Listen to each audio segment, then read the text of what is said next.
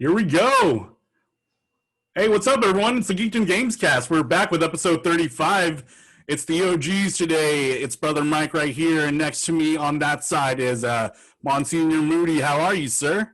Great. It's always a pleasure doing a show with you on this fabulous Sunday afternoon, a very chill Sunday. There's a lot of March Madness going on, but we had that all covered over in a toy kind of mood. So go check that out in the God Hates Geeks YouTube channel. But for now, let's talk games. Nice, yeah. March Madness for video games, not so mad. It's kind of tame, right? But March we did tameness. March tameness. I like it. We did have our first Square Enix Presents, though, so we figured we should get together and talk about that. This is the first time they had this, yeah, there we go. The March Madness, the crowd. Yeah. All right, here we go. FF7 remake was in both of our top games of the year lists. I'm excited for that new one coming out, the little next gen upgrade, and then there's plenty of other games to talk. Look, basically the games that are coming out, and then games that I have been kind of playing besides Strikers, which I'll talk about later, are Square Enix games. So might as well just talk about Square Enix and the Presents. First time up, their spring little direct thing. It's called Square Enix Presents. Let's just get to it, Moody. Isn't this kind of strange that they're finally Square's doing their whole thing? First of all, before we get into the whole thing, is this going to be the future from now on? All the developers, all the publishers, just going to do their own thing. E3 is going to slowly die. Is that what you're thinking? I don't think E3 will ever go away, but I think E3 will be almost like what WrestleMania is now in wrestling. It's a week-long thing. It's not just the show itself. I mean, hell, WWE's WrestleManias is now 2 days. Same thing when I was in Japan, Wrestle Kingdom, it's a 2-day thing. And then the whole week I'm watching wrestling from other promotions. I think E3 is the same thing. They'll still have the 3 days. They might be bare bones as hell, but everyone's still going to come out and celebrate, whether it's digitally. There'll still be parties going on downtown LA, all that stuff, because we're starting to get vaccinated. Things are slowly opening. So I think there's always going to be an E3. But yeah, it will be nothing like the tradition. Yeah, because it seems like Square is jumping on the bandwagon that everyone else is, and they're doing their own, we're feeding you a little bit at a time, the news are coming out. And especially since they have games coming out pretty soon, like in the next few weeks. This was kind of interesting. Not too many huge announcements. Let's go beat by beat from the beginning. We started with Outriders. Two questions, though, before we jump into Outriders, if you don't mind. Yeah. So the one thing about E3 is I think this is the hype piece, the preparation for E3 for their direct. So I think we're going to get another Square Enix, or is it Square Enix? I've heard both.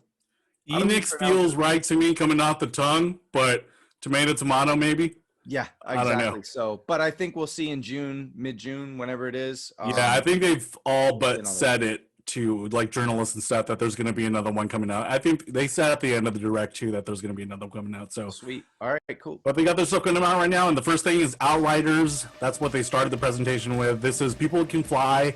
They did Bulletstorm. They did Gears Judgment. They had a new cinematic tease. The demo's been out a couple of weeks already. I got to play it. It feels like a Gears game on PS5, so that was interesting. Oh, nice.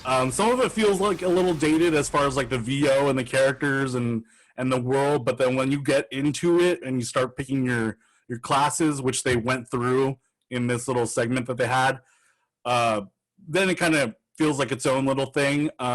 It's weird because it feels like a live game like Destiny and Avengers and stuff, but they're really not pushing those points as far as roadmaps and all that stuff. So it's interesting. The demo, I kind of like that third-person cover shooter thing that Division does and Gears does. It's weird because not a lot of games do that in that kind of way. So it's kind of a breath of fresh air, especially playing on a PlayStation where there's really nothing like that. No. The dialogue is kind of janky and kind of corny, and so are the characters. If you've played Bulletstorm and all that kind of just edgelordy dialogue, it's very similar to that.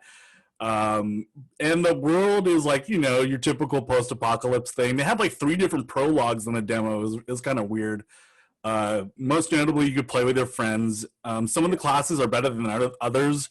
The class I chose to play was the Pyromancer, and it wasn't that great. The graphics on some of the effects felt kind of a little dated, just like the stuff. Yeah, it's too bad. But I've seen stuff about the trickster classes and the other classes seem to be hooking other people that were previously. I like that's the thing in this presentation that really came out to me was the classes. I actually thought the classes were cool. I mean, I didn't play the demo, so I can't talk about how, you know, graphically dated or what other dialogue or their mannerisms and everything, but just based on that little quick presentation, the classes really stood out. They seemed pretty original. I mean, they take like the staple, the trope of every class, and then they added kinks and like, oh, this class has never had this, and then they kind of flipped it around. So I thought that was real cool. They all stood out. I was like, which one would I be?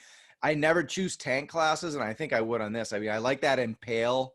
Well, what was the name of the tank class? That impaling move was sick. I believe it was a destroyer. That was the class. Oh, destroy. Okay, yeah, but that like magical impale. I don't know. That was great. That was cool. So it was fun. It looks cool. So is this game only with friends? Is it only co-op or? No, you could solo it.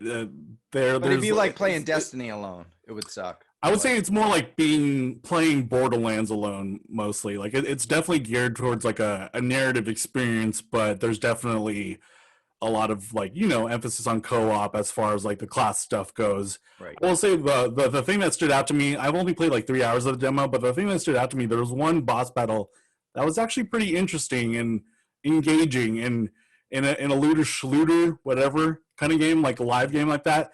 That's kind of hard to find because they're usually like bullet sponges, and the little, it was a side mission too, so this side boss that I faced off was actually kind of an interesting, engaging boss, so that was really cool. Great. So awesome. Yeah, Outriders comes out the 31st of March, April 1st basically. Nice. And if you could download the demo now, you carry on your progress to the main game whenever you get it. You also it's also coming out on Game Pass day one, free. Oh, then I'm definitely gonna try. Yeah, so it's perfect. It's a perfect Games Pass game because it's like, wow, it's like you know, near AAA game. So, exactly, for free. Okay. The next thing that they after Outriders, they talked about, it's the 25th anniversary for Tomb Raider. We're having a lot of 25ths. Zelda, Mario. I don't think those are 25ths. I think those are 35ths, but there's a lot of notable anniversaries this year, and Tomb Raider's one of them. They didn't really say a lot other than it's coming to Fortnite. Ooh, Croft Manor and Lara Croft are coming to Fortnite. Everything is coming to Fortnite. Yeah. I mean, even we're doing a toy crossover real quick. Hasbro Pulse has their own like digital convention coming up, and it's like we're gonna tie in Fortnite with, you know, Star Wars and G.I. Joe and Transformers. It's like taking over, and it's kind of driving me crazy. I'm too old for this shit. Yeah, it's basically, I heard someone say that it was like Ready Player One, the movie, how like all these random IPs are in it, but it's happening right now, and it's Fortnite. But I could give a shit about Fortnite. So I think if people know us, they know that we could give a shit about Fortnite. That's not the only thing though.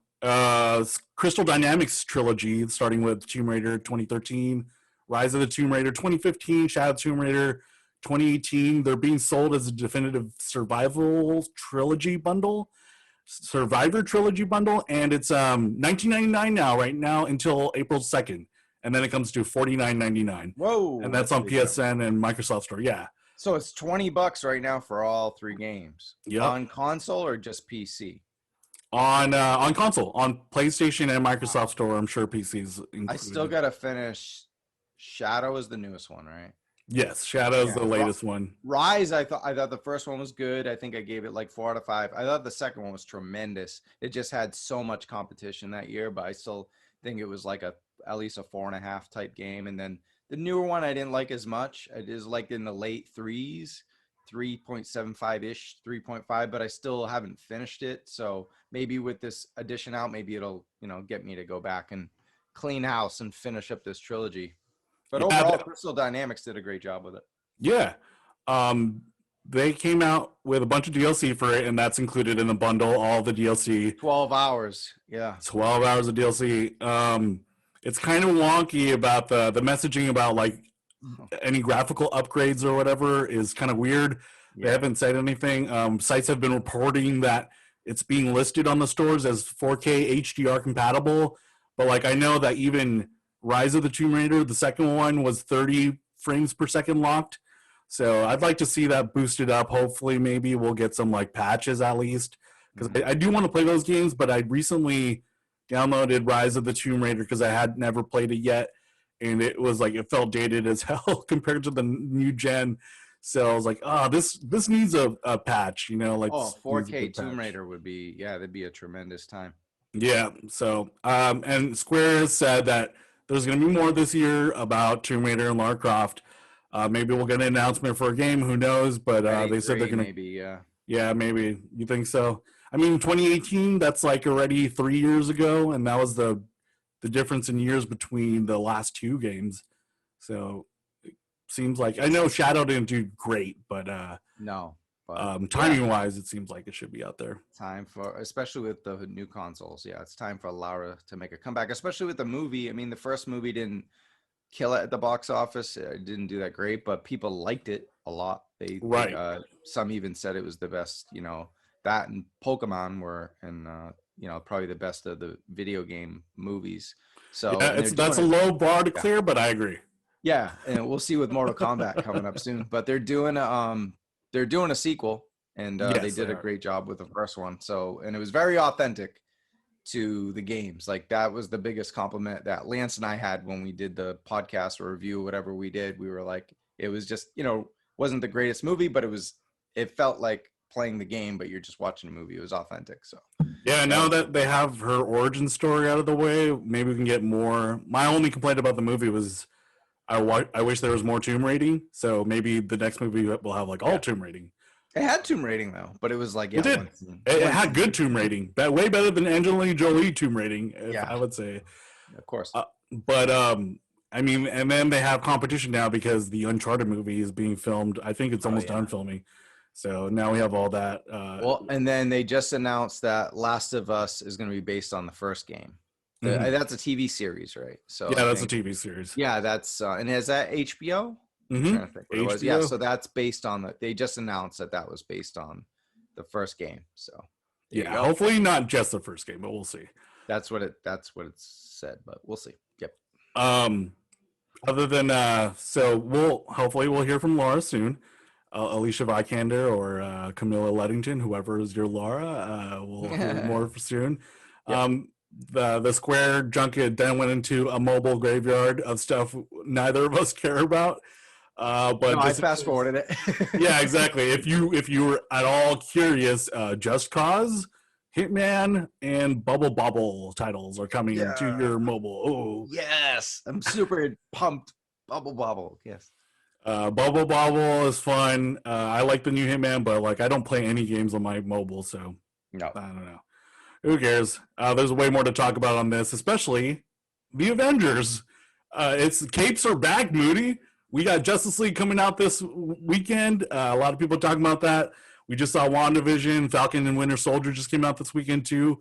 Yep. And now we're getting, you know, more updates for the Avengers. There's the big DLC that came out that upgrades it to next gen. So it's on PS5 and Xbox Series X. It's not just like this is the last gen, but it's upgraded. It's like a title. It says PS5 on your little store or whatever. So I downloaded it. Are you gonna? I'm not sure. Are you gonna get into it soon? Yes, because I haven't even finished. You know, like where I was, and I didn't think it was bad, but we had talked about the game already, but I had several issues with it, like most people. I think it was a middle of the road game. But now with all these additions, and a lot of them are free, like Future Imperfect, and this update is free. So yeah, why not? You know, it's still Avengers. To play it, you know, maximized, it'd be the way to go. So yeah, I mean, if you will. It's still the same game. They didn't like change it drastically, so that middle of the road feeling stays there. But one thing is, on the new next gen stuff, it feels good to just like consume it really fast with the no loading times. The frame rate was a huge issue in the first one, especially for a game that's supposed to have all these heroes coming together and you're all like battling out with these big bosses. And then it would just be a bummer that the frame rate stalls and kind of takes you out of it. And for the most part, I've felt that the frame rate has been pretty solid at 60. There's been like a little bit of there's like little bits of hiccups here and there when it gets really crazy with huge boss battles and like against the huge tanks, but not under 30. It's still like it's between probably 50 and 60 if I had to guess the frame rate. So it was very small and it was not as crazy. It just kind of gave me a little bit of PTSD. But like getting through now, like those load times were terrible when it first launched. So just like getting through it fast and just jumping in and like having this brainless beat 'em up with all your favorite Avengers who we haven't been in the MCU for a while. So it's cool that it's back. And this isn't the MCU, but it's cool to play it as the Avengers again. And I like I like Clint and I like Kate Bishop. It's weird that they went 2 archers back to back because they're so similar. These 2 DLCs, the one that just came out, the Future Imperfect, and the one that came out before it, Kate Bishop's DLC, they're kind of, it's literally a 2-parter, so it's interesting for comic book fans because you can kind of just get into the story and then see this cool narrative. Gameplay wise, it's fun because it's new characters and stuff. There isn't any cool like set pieces per se, but there's fun boss battles, and for free updates, it's well worth like the 6 hours it takes to get through each of the DLCs. It's well, fun, I guess, mindless action. I'm glad you brought that up though, because I think like the coolest parts of those 2 stories, whether it's Kate Bishop, she's in Los Angeles, I believe, and you know, that kind of setting, and then also Future Imperfect, as we know, it's the sci-fi stuff, and then it borrows heavily from Old Man Logan. It feels like they were like Old Man Logan, but it's Clint instead. There's even an Old Man Hawkeye. Oh, okay. Which is in the trailer, so that's not a spoiler. Wait, but you just said that they didn't do much with the settings, or they did? They did, but not much with the gameplay and set pieces. It's still the same kind of level design where you're running around to different points in the map and getting the points of interest and stuff, but there's not like you know, like a harrowing escape from a thing, you know, where you're like bouncing off the walls. It's not like that. Like, I see what you're saying, but the environment is different. Oh yeah. Okay. So they did that part of the setting. They did change, because I was gonna say those are the things that stick out to me in those comics. And then if they didn't change the setting at all, that would be a disaster. But you reiterated that they did. They just level design is the same. It's just the actual environment, like the aesthetic is different. Yeah. I mean, Kate's is similar to a lot of the stuff we've played before, but Clint's, the one that just came out, is very different. It's in this like post-apocalyptic future. Oh, okay, great. So well, that's really cool. 1 out of 2 ain't bad. So, and you get to see like 2 or 3, I won't spoil it, 2 or 3 of our friends and what they would look like in this post-apocalyptic future. And cool. All right. It seems like all these DLCs are like one narrative story, which I like. They're kind of teasing this huge like event, so I don't know if that's going to be like how Destiny did Forsaken or the Taken King, where they did that like bigger expansion, you know, that was like not 20, it was like $40.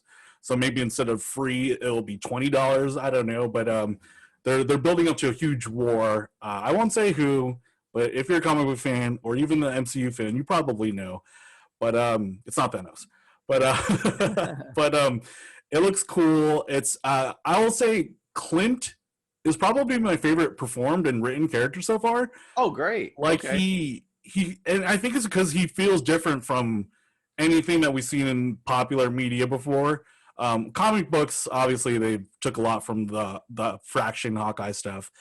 But as far as like movies, like everyone complained that the movies, the Marvel Avengers game felt a lot like clones of the MCU, right? Cosplayers of the MCU. But he's totally different. He's got his own personality stuff. He treads a good line of like, because some of the writing is just kind of like overtly quippy, you know, in the first game. And there's like this naturalness that the voice actor pulls that off in, and they kind of dial it back too. So it's really cool. I was kind of a little disappointed with Kate because I like the voice actress Ashley Burch. She's really good. She was Aloy in Horizon Zero Dawn. She's been in a lot of stuff, and Life is Strange. But she was written poorly, and then like the way they animated her, you could tell that they didn't do any performance capture on the actors. You know, like usually they put on the green screen suits, and it feels like natural, right? Because they're actually acting. Like she does weird stuff with her hands and stuff. Like it just feels like someone made a character creator and then just kind of made random animations. She's just like talking like a valley girl, and it doesn't look natural. But well, we know why, because the game lost so much money. So they have to take a lot of shortcuts now with this DLC. I mean, we thought it was going to get canceled. We thought this game was dead in the water. And I think I'll give credit to Square Enix with this roadmap. It's like, okay, they're going to give us some free stuff, try to get some goodwill, get a little better performance and better 4K visuals and whatnot. And then once they suck you back in, like you said, then it's like, okay, we have this major DLC like in a war or whatever, an event that's going to cost 20, 30, 40, whatever. And you'll likely pay for it if you're enjoying everything they've been giving us for free as a make good for, you know, a horrible launch, if you will. Yeah.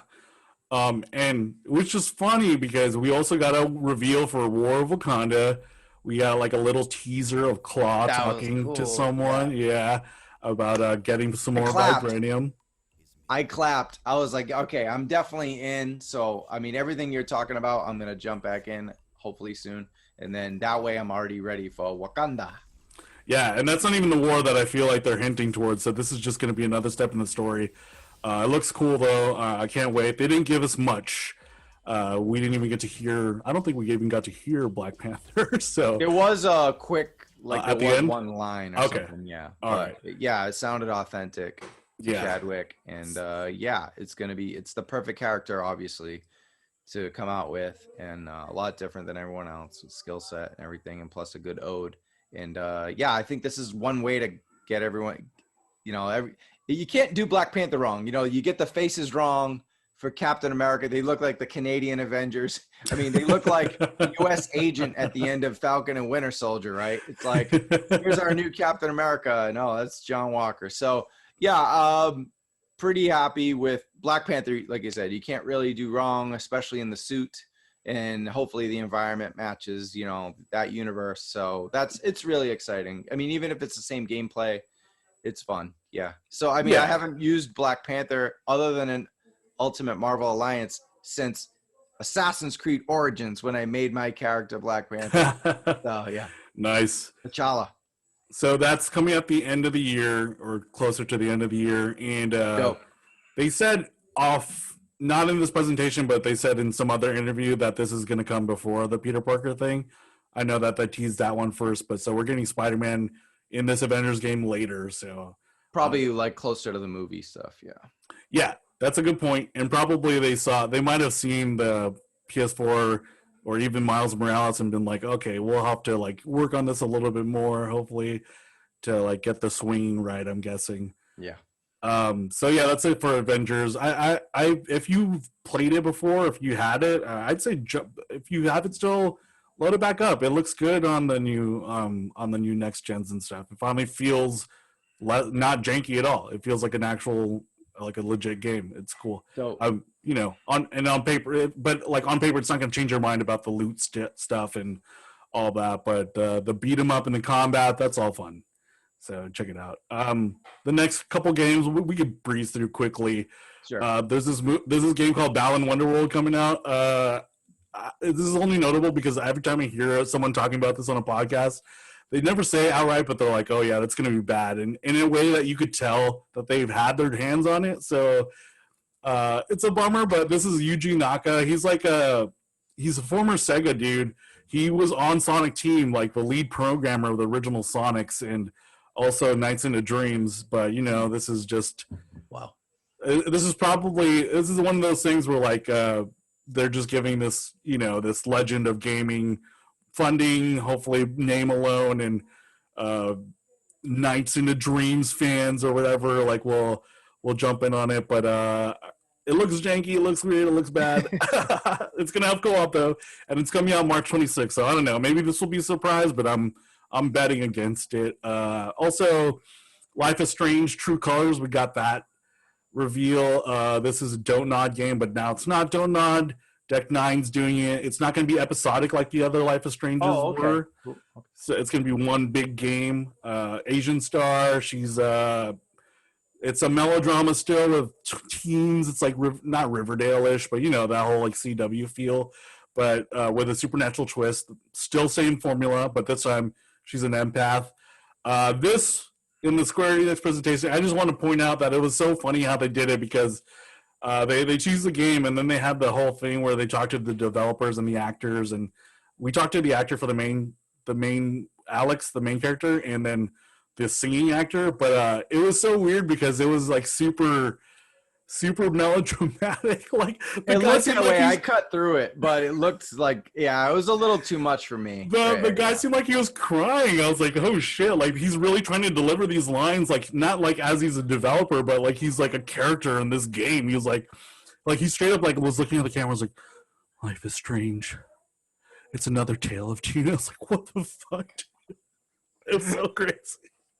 And I'm like, I enjoyed the first Life is Strange game. You know, I'm not a huge fan, but I played through it like bored one weekend or whatever.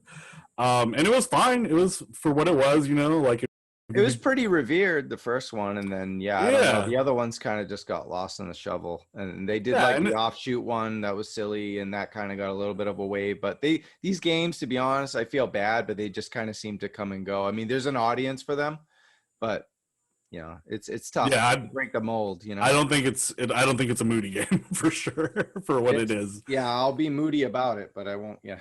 It was just because I like the game and the developer. I like Don't Nod, but it's just that presentation. If anyone's watching this and hasn't seen it, just skip to that just real quick just to see how like I skipped through it, and you're telling people to skip to it.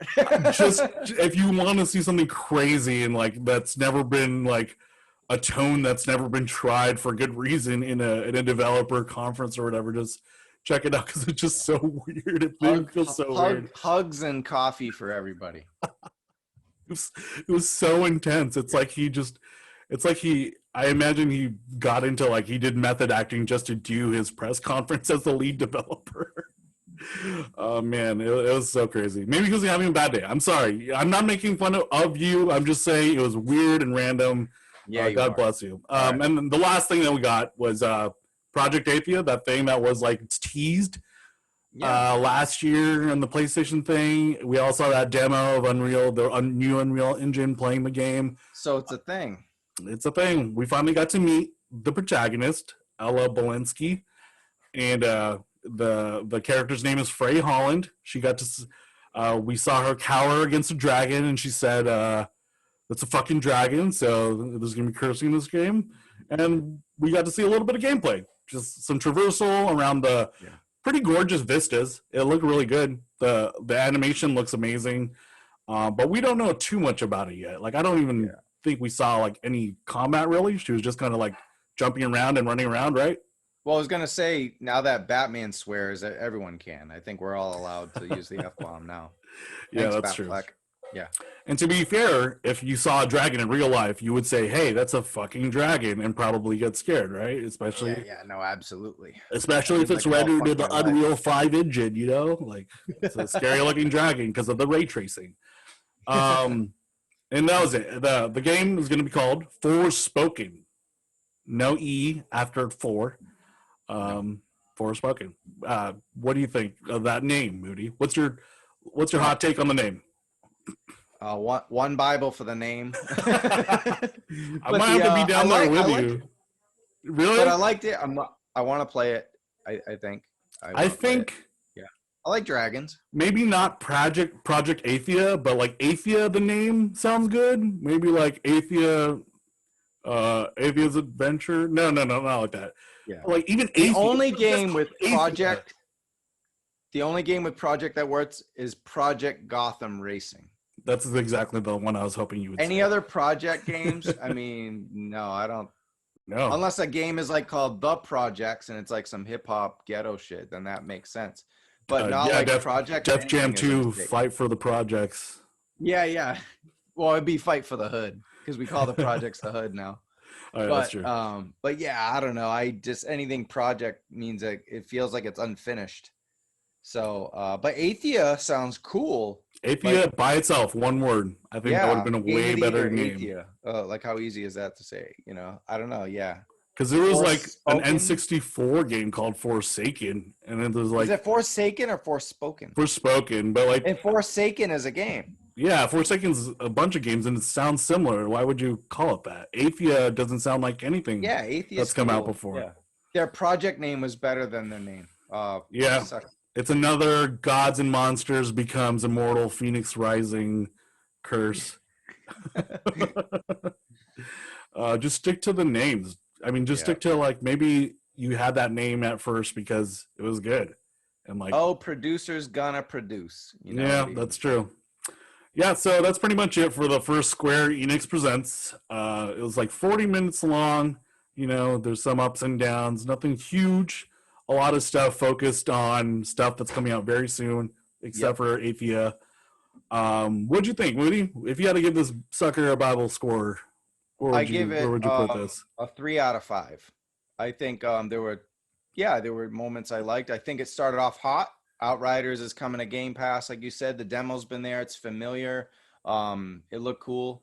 It caught my attention. And then yeah, I think Avengers ironically kind of saved the show by Yeah, giving us a lot of cool free stuff, kind of winning us back. I know we're all bashing it, or the all meaning like the Gamescast forums and Twitter and all that, but yeah, I mean, they're doing their best to rehab this franchise, this video game franchise, not the Marvel universe, but yeah. I think the Marvel's video fine. game. Yeah. Yeah, Crystal Dynamics version anyway. But yeah, everything looks cool with that. And then yeah, Tomb Raider, there's really not much you can do with that unless there's a new game. So they did what they could do. There's no negative or positive. It just is. It's like, okay, but the $20 for the trilogy, if people haven't played it, that's like getting it for free. That's a great deal.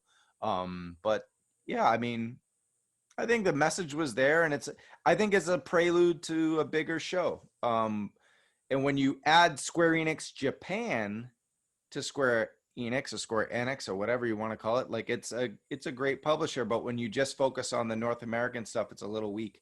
But I think combined, if you just focus on Square Enix Japan, then it's kind of weak too. But combined, they've got a lot of goods maybe for E3. So yeah. we're gonna get Final Fantasy 16, so that's big, and then yeah, everything else that comes with it. So yeah, we'll see what happens. Yeah, I might have to go around that same course with you. I don't know. Part of me wants to say 2.75 just because that Life is Strange segment was just so crazy to me. Oh, well, I skipped it. I think if I watched it, then yeah, it'd probably be like a 2.5 out of. I guess when you skip things, it's hard to review. You can't really.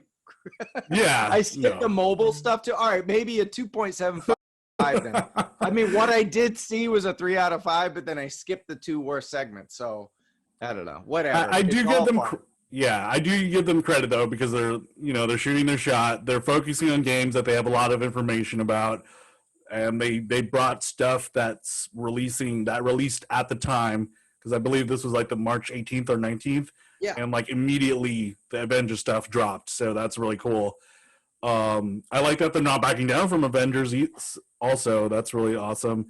Yep. And that Outrider segment for people that didn't play the demo, that's pretty informative. Like even that cinematic was actually better than the prologue cinematic. I feel like I wish the tone of the cinematic was the tone of the game, but maybe, I mean, I'm only 3 hours in. This is probably going to be a way bigger game. Maybe getting into it will be better. The demo gets noticeably better as it goes along. So I'm sure. Oh, good. There. Cool. So, I'm gonna check it out. Yeah, 2.75 Square Enix presents, but glad it's there. Not dissonant, except for that crazy part. Not dissonant. It's all welcome. Can't wait for the summer announcement thing. It gave us a reason to get back together after a couple weeks, so I'm happy about that. And then we're gonna talk about what we've been playing, right? Speaking of getting back together after a couple of weeks, what have you been up to, man? Like, what have you been playing since then? So finally, Valhalla, because I kind of I'm purposely, because there's so many this release calendar, everything kind of has got pushed back to 2022, or at least the winter.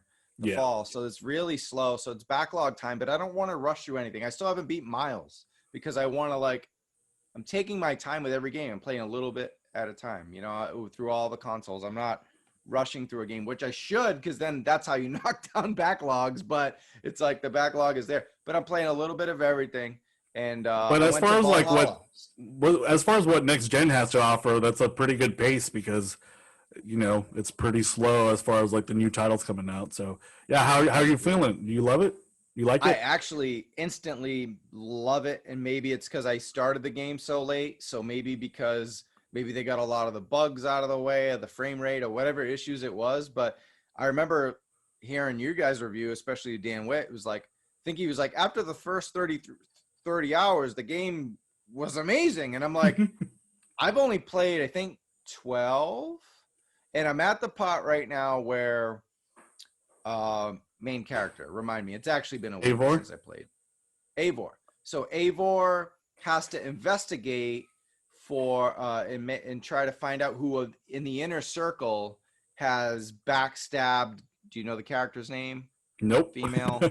Okay. It's that Kind of looks first. like the It's that first region, right? I think you're on that first very first region. region. Yeah. Yeah. It's pretty early in the game, I suppose, like 10, 12 hours, like I said. And I haven't really, I've only done side missions if they're kind of like in front of me. I'm kind of doing the critical path just because I'm starting so late, months and months. I mean, the game came out in October, November. So Yeah. I'm coming in several months later, 6 months later. And I'm trying to go critical path kind of, and that way I can play the DLC and enjoy it. But I'm loving it so far. I think the game totally feels like watching the episode of Vikings. And when I finish this, I'm going to go back and rewatch your podcast that you guys did. But yeah, I'm not doing the Assassin's Creedy stuff unless you have to. I'm really trying not to do all the towers and all that. I'm not doing all the, you know, So it's more kind of like a the, war RPG for you right now. yeah, I'm not doing the grindy, mechanical, the stuff that's used. I'm trying to not have an Assassin's Creed experience. I'm trying to have the Viking experience, and I'm getting that. The characterization is amazing. The game is absolutely stunning on the 65-inch TV I've got on the Sony Bravia. It's just the surround is great. That music is so authentic. I think the music is the best yet in the Assassin's Creed. It just totally different vibe. It gives it totally a Viking vibe. Just being able to hop in and out of your ships and commanding your sailors and stuff, that's really cool. And the raids are fun. Okay, so Yeah. that's maybe that that's doesn't really feel like a grind. You just go in there and you battle, and it's like there's so many. I mean, there's not sometimes not hundreds, but there's 30, 40, 50 characters on screen, all explosions and hammers, and you're the like it's totally cool. And on the other side of that, what I've been telling people is like, oh, well, how do you feel about it? I'm like, I really enjoy that whole underrated, infamous part of Viking lore, which is like the mysticism, Mm. like the kind of like the I don't know if it's quite magic, but it's like very spiritual, because of the gods and all that, Loki and Odin and all that. But it's like a lot of the witchcraft that goes in that and all that. And they're nailing that. I mean, I haven't, like I said, only 10, 12 hours in a 50+ hour game, but on the critical path. So I'm moving along with the story, and I'm loving that part. It kind of gives it some balance. So sometimes you're in a fight, and then when you do enough damage to an enemy and a big boss, it cuts to like you're there with Odin, and Odin's with a cloak. He's kind of like, oh, you messed up here, or you should have done this, or whatever. I like seeing that duality, you know what I mean? Like between, because Vikings always know was like big, gruffy, bearded, or muscular women with axes. There's this whole other entity that is a 50% of what Viking lore is, and they're balancing that out. So yeah, I love the game so far already, and it's 10 hours in, so it's probably gonna blow my mind once I play another 20 or 30 hours. So Yeah, I mean, I heard it's a long game. I wish there was, man, those raids are really fun. If there were like triple the amount of raids, I would love it. Like, just keep raiding, because you hit a wall with like the levels of like how hard the raids are, and you're like, I wish I can't wait to level up just to do this raid. Yeah, and then the Norse mythology part of it's really cool too. That's the stuff I like as well. yeah. I wish like it could have been just like a non-Assassin's Creed game, and I think it would have been maybe like received differently or whatever. So yeah, that's cool. What are you playing? Aren't you playing Hades too? Yeah, just before we started, hopped on Hades. I probably played, I don't know, 20 minutes just to get a feel of it. It just arrived in the mail the other day. It just got released. You went from Norse mythology to Greek mythology, so you're doing the Yeah, reverse. right. You're the reverse Kratos over here. Yeah, I know.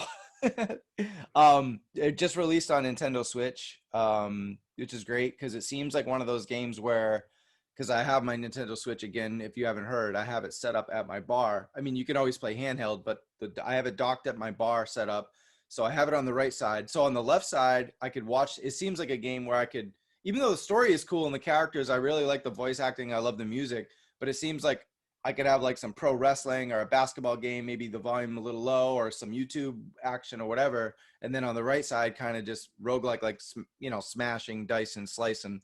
A lot of cool power-ups right away. I mean, I love just hitting the Y button and kind of overhand slash and then shocking some of the big enemies. The movement felt really good. And then kind of being able to shoot, I don't even know, like I said, played 20 minutes, but shooting some of the magic stuff over there with the A button. Once you unlock more of those weapons, you'll probably find a one that you really, really, really love. But yeah, like the base combat's fun, but like once you find, like for me, it was the shield just because of Captain America, but it also feels good. But a lot of people really like the punching. There's like 2 brass like glove things that you could use. Cool. It really like kind of suits to like a lot of different play styles and nice. And all those power ups and stuff. Like it varies the experience. Like some runs will feel very different from others, and it's cool. Yeah, I can't wait to hear more like when you get into that game more. That's awesome. Yeah, it gave me a single player Ultimate Marvel feel, but of course in this Greek mythology, just kind of the angle that you're playing at. And yeah, I mean, I'm not a super roguelike person, but then when I found out that, I mean, not only did this win Game of the Year from a lot of websites, I think it was in our top 5 overall at GHG or something like that. But the thing that caught it with me was the God mode, because I'm not great at these games. And being able to die and get rewarded for it, I was like, okay, you can have my $35 because I can, you know, I could take it on the go, play it like if I'm on set and they're not using me, playing and holding, and not get frustrated, not get mad, because dying is fun in this game. It's called Hades. Yeah. Like, I guess going back to it's Hades, literally part of the story, so it's cool. Yeah, and then I heard like every time you go back to Hades or whatever in your own like little town, you kind of talk to everyone and the messages change every time, and there's new powers and there's new things you can. Yeah, there's so many customization. You develop relationships with people, even the bosses you fight. Sometimes if you beat a boss, then die, you'll see that boss hanging around Hades, and you can talk to them and give them ambrosia and like date them and shit. It's really crazy. It's a dating sim plus roguelike, so that's what makes it. It's a horny roguelike. Speaking of horny and dating, I have been playing Persona 5 Strikers. I was really stoked for this game. Nice. And it's scratching that itch, man. I'm completely satisfied with it.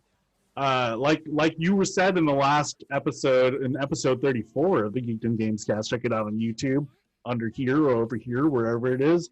You were talking about how it does feel like a legit Persona game, and I agree. Like it does. I heard somebody on another podcast say that it's kind of the reverse of what Yakuza did. Yakuza went from like a beat 'em up to a turn-based.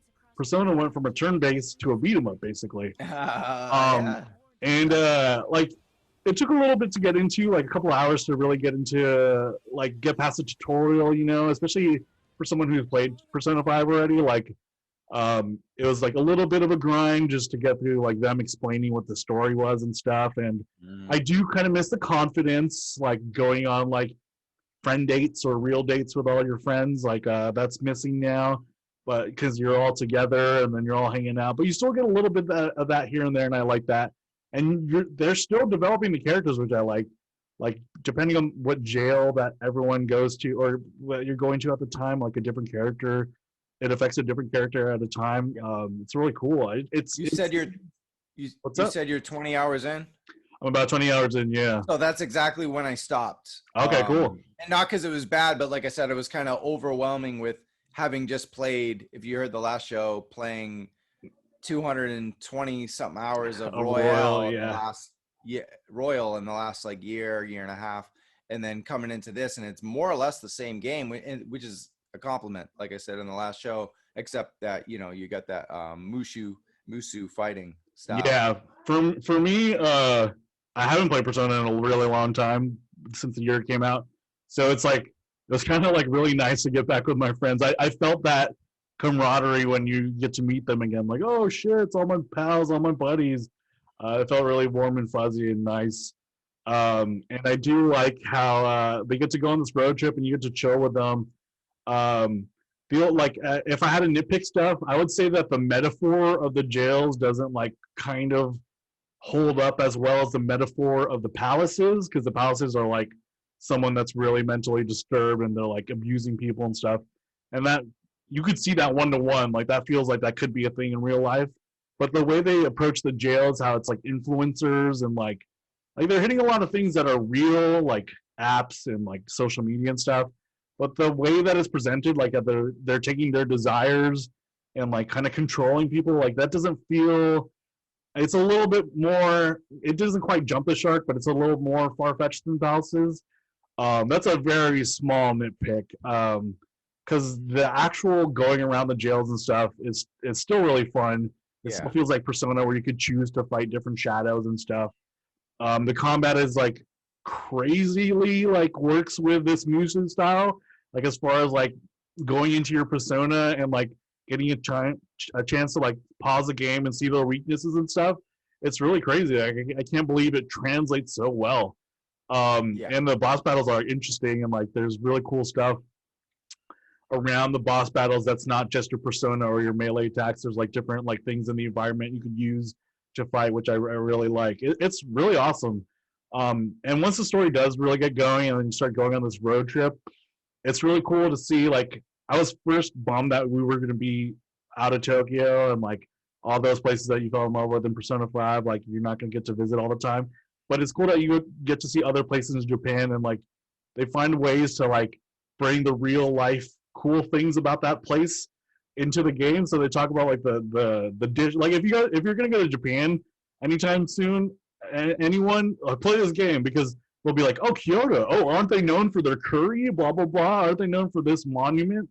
Like they bring it up naturally, and like the kids like always want to talk about it and like visit the sites and stuff. So it's almost like a travel guide. It's right. Like, well, that's how I felt about Yakuza 3, which I talked about in the last show, is just being in Okinawa and being on the beaches and like seeing the different, and then you still go into the towns, the cities, but they feel like small beachy towns where everyone's kind of more chill, more laid back. There's not as much to explore, different attitudes, different foods, if you will, to power up and hang out with. So that's the kind of side we're seeing here with Strikers too. So yeah, it's totally cool. Yeah. Overall, I'm really loving it. If I had to give it a Bible score, like I'd be around like a 4.25, 4.5 maybe. So like I'll have to see how it ends, because I know like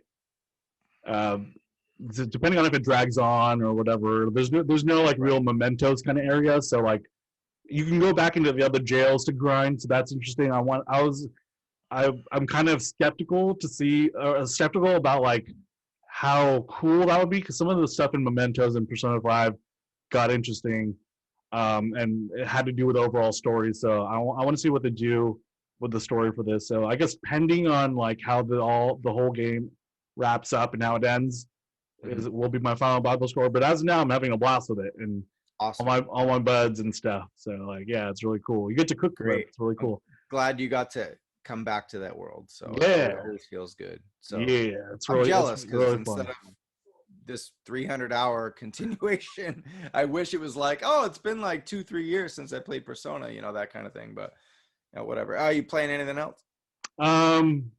Besides the stuff that I talked about in the Square stuff, that's about it. Like Avengers, playing a lot of Avengers, and I played that Outriders stuff. So yeah, I played a little bit since we last talked on the podcast. I played some Destruction All-Stars with friends of the show, Artez and that was a really good time for what it was, for a free PS Plus game. That was really fun. Right. I checked out Control just to see what it looks like in the next-gen upgrade. Great. God of War, the next-gen upgrade is great. If you haven't played any of these games and you you have a PS5, man, like these next gen upgrades make it feel so good. And I didn't think they felt bad before, but then you play God of War now, and then I was like, okay, let me go back to they have the original like performance mode or whatever, and I was like, whoa, holy crap! Like it does feel like older, and at the time, which was only 2 years ago, it felt like cutting edge, and like somehow it feels better. That's great. Yeah, that game blew me away on a base PS4 with like a low class 4K TV, and then I can't even imagine playing it now with the high class 4K and then the new PS5. That'd be crazy, but I don't know. There's too many. I beat it. It's a classic. Maybe someday I'll revisit it, but there's too much in the backlog. But I should mention this. We had like a mini Jivo a couple weeks ago. Oh, yeah, that's right. John Kent, Dave Beaudry, and our friend Kevin Wish joined us for this. And we just played mostly because it was at the bar and we had the main TV with like wrestling and it was the NBA All-Star weekend. So we had a bunch of like Nintendo Switch type games at the bar, fighting games, and it was a lot of fun. And we all came away with one game each. I think we played 4 different games, and we all won one. So what was yours? I think it was Fatal Fury 4 or something like that. Like an older SNK game. Yeah, Mark of the Wolves, Garou Mark of the Wolves. I think that's what it was. Like again, okay, cool. 2 weeks ago, lots of beer since then. So, but yeah, everyone kind of won one game, and we started off with, more lower tier, if you will, Switch games, and then we're going to work our way up. And it's kind of a pre-Jivo. It was called NBA All-Star Weekend, but we were so consumed by the pro wrestling pay-per-view that was on and in the All-Star skill stuff that we didn't really get a lot of gaming in. But we'll continue to do that, and it's nice to have people who have been tested and negative or actually vaccinated now, some of the friends, and everyone, we played safe, and it was really cool to have couch co-op fighting games again after a year off. So hopefully we can expand on that as time goes on. And since then, PlayStation, or actually Sony Interactive Entertainment, bought Evo. So that was weird. I don't have much to say about that because we don't know what that's going to mean. I'm guessing there's going to be smashing still, but that was news. Too bad they didn't buy Jivo, because then I could retire forever. Yeah, no, we would have to run Jivo then. It would just be in a mansion, I guess. Well, it doesn't seem like there's blockbuster games coming out, but there's a lot of like cool stuff. Bethesda just released all their greatest hits on Games Pass, so you can play all those games. Other than the Square Enix stuff. Coming up, we're going to have Monster Hunter Rise on Switch March 26th. We got that next gen update for Tony Hawk 1 and 2 coming March 26th. Nice. That's another one that's like, I don't know how much better that can look, but I'm excited to see. Yeah, and I would be excited for it, except I have it on Xbox One X. I don't have a Series X yet, so I'm not going to go get it for PS5 when I've already, I guess it's one of those classic heritage titles. Like it's not going to go away. It's going to be there forever. It's a classic remaster. So when I finally do get a Series X later in the year or next year or whatever, then I'll instantly upgrade. Well, I'll let you know how it is, because I'm going to I still have it installed on my PS5 right now because I play that sucker every once in a while. It's so fun to play. We got Oddworld, that Soulstorm game, that side's 2.5D side scroller coming out April 6th. Abe is back. Nier Replicant, April 23rd coming out. PS4, PC. I still gotta finish Nier Automata. I've only finished 2 of the campaigns, and I heard 3 and on are the campaigns that get weirder and different. For people that don't know, once you beat the game and you start over, it's actually not playing the game again. It's a different game. The first time you start over again, it's from the other person's point of view, and then from 3 on, you literally just keep playing it over and over again. It's different. Other people's point of view, other story points. It's crazy. It's one of those. Is this Replicant or Automata? That's Automata. That's like the big thing. Wow. Yeah. So like that. Okay. I thought I played a lot of it, but damn, I guess not. I've only played that first campaign and a little bit in the second campaign, but it felt so similar to that first campaign that I was like, I'll just give it some time, and I think it's been a good amount of time. I'll jump into that second campaign and then see the crazy campaigns where you're like, I'm pretty sure you fight God because it's a JRPG. So, Yeah. new Pokemon Snap's coming out April 30th. That's fun for anyone. And then one of my anticipated games of the year, Returnal's coming out April 30th. So next couple months, it's not going to be blockbuster heavy, but it's going to be decent. And then we're going to get big stuff. I don't know. What's the next? What's your most anticipated next game, Moody? Mine is Mass Effect Trilogy because I really can't wait to get into that for the first time ever. Same. Yeah. Okay. Same. I was gonna make a joke and say the Mortal Kombat movie because then I could just. It's gonna be an hour and a half, and then I don't have to. It's not a backlog thing. But yeah. In addition to the HBO Max movie coming out this summer, I guess. Looking forward to Mass Effect again in 4K. I know it's not like remastered for PS5. No, it's like PS4 and but Xbox. It's still gonna look. Yeah. It's still gonna look amazing on the PS5. Yeah. So, and I played the Mass Effect games mostly on Xbox and Xbox 360. So, because I got a PS5. It'll be the first time playing Mass Effect on a PlayStation. So that should be interesting. On a console that looks like it belongs in that universe. So that's cool, right? Exactly. That's the first thing I said. It was like, I love the look of this because even though everyone is very polarizing looking console, but it looks like Mass Effect to me, damn it. So what is it, the N7? So it's like the P7? I don't know. We could work on that. All right, Moody. Just put a big P7 on the console. It was good to talk to you again, brother. This was fun. Hell yeah. Hell yeah. Video games still happening. Check out the Geekdom Gamescast. Whatever you're watching this on, listening to this on, hit the subscribe button. And then follow us in the Facebook group as well. And until next time, we'll be seeing you. Peace. Hell yeah.